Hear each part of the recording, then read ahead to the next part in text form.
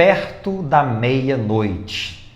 Qual é o cristão que, ouvindo essa frase bíblica, não vai se lembrar de um dos maiores eventos do Novo Testamento, né?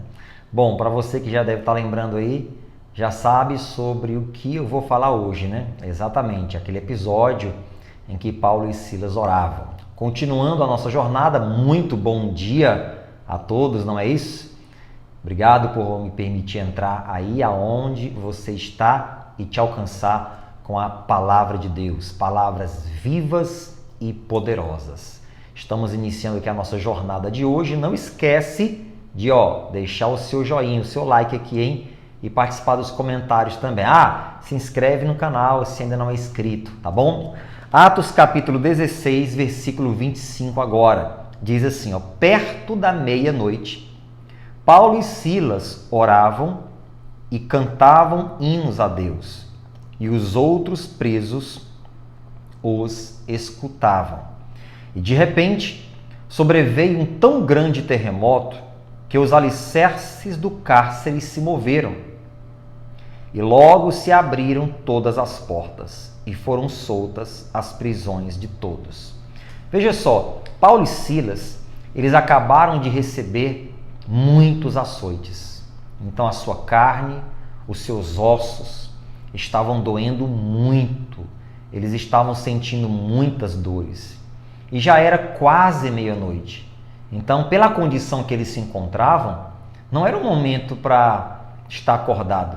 Era um momento para procurar descansar, repousar, tentar ali recuperar as forças, para o dia seguinte, se acalmar, para que as feridas fossem aos poucos, muito lentamente sarando, enxugar o sangue que escorria pelo corpo, enfim, não era um horário propício para fazer o que eles estavam fazendo. Mas eles eram homens de Deus, carregados de muita fé e de muita confiança no Senhor Deus Todo-Poderoso.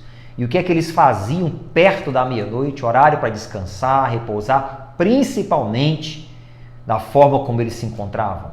Eles estavam orando e cantando hinos a Deus. Porque para orar, para buscar a Deus, não existe hora e também não existe lugar. Todo tempo é tempo. E o que eles faziam? Primeiro, a Bíblia diz que eles oravam. Mas o que eles deviam orar? Eles deviam orar, primeiramente, pedindo forças a Deus. Mas também deviam orar agradecendo por eles serem dignos de sofrer por causa do nome de Jesus. Porque o próprio Cristo disse, bem-aventurados sois vós, quando vos injuriarem, perseguirem e mentindo disserem todo o mal contra vós por minha causa.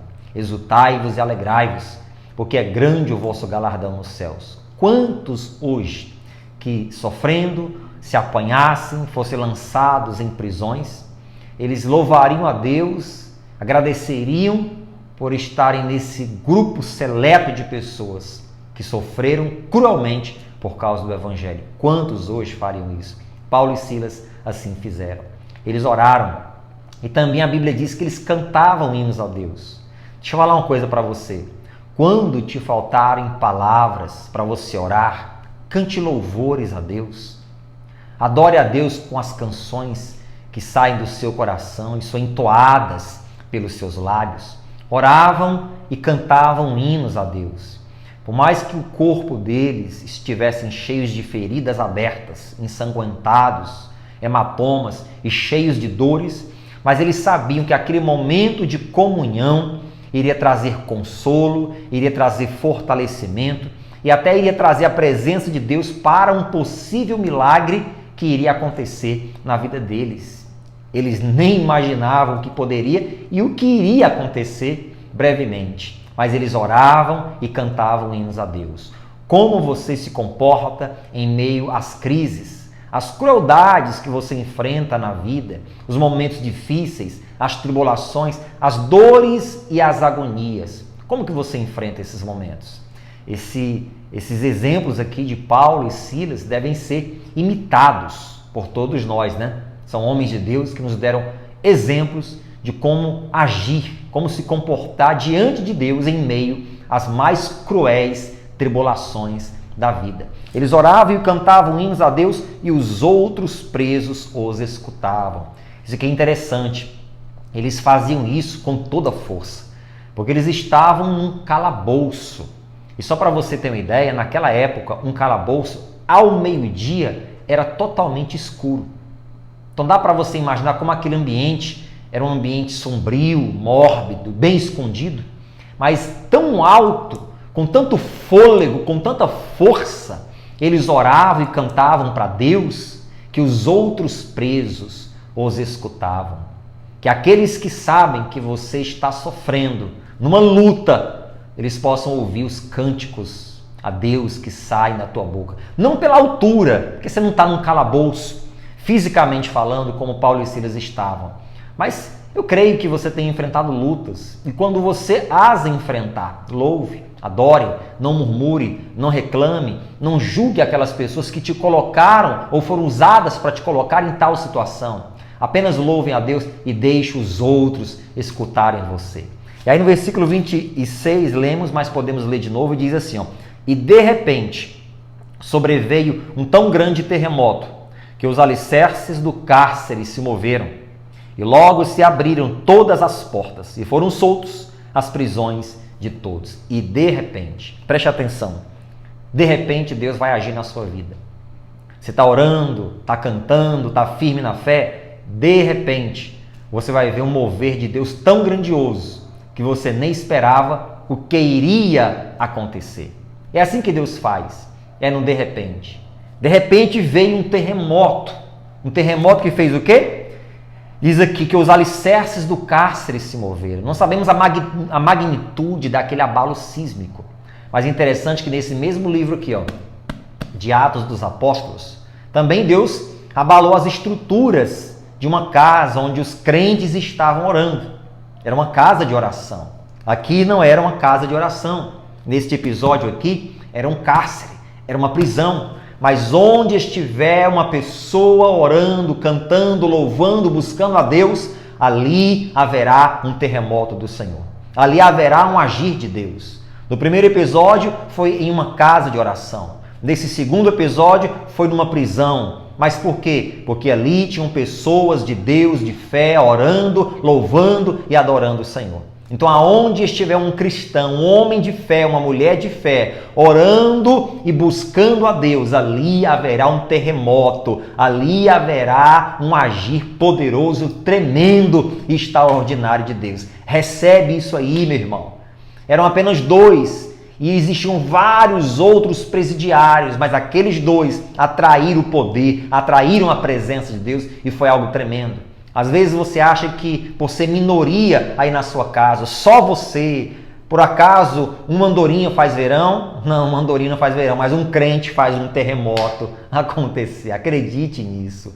Oh, glória a Deus. De repente sobreveio um tão grande terremoto que abalaram, né, os alicerces e os cárceres se moveram e logo se abriram todas as portas e foram soltas as prisões de todos os presos, que de repente até, quem sabe, zombavam, riam daqueles louvores, daquelas orações. Agora eles experimentaram aquele milagre, viram que Deus era com aqueles homens. Meu Deus do céu, que coisa incrível. Pregar o evangelho é anunciar libertação aos presos.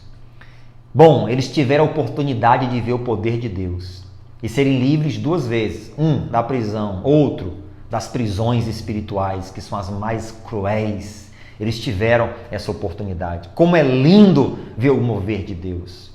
É lindo ver que Deus, quando responde a oração minha, sua, outras pessoas também são impactadas por esse poder. Eu oro, desejo e peço a Deus que outras pessoas, escute isso e receba em nome de Jesus, que outras pessoas sejam impactadas pelo poder de Deus, que vai atuar e operar na sua vida, em nome de Jesus. Tome posse disso e que esse terremoto aconteça.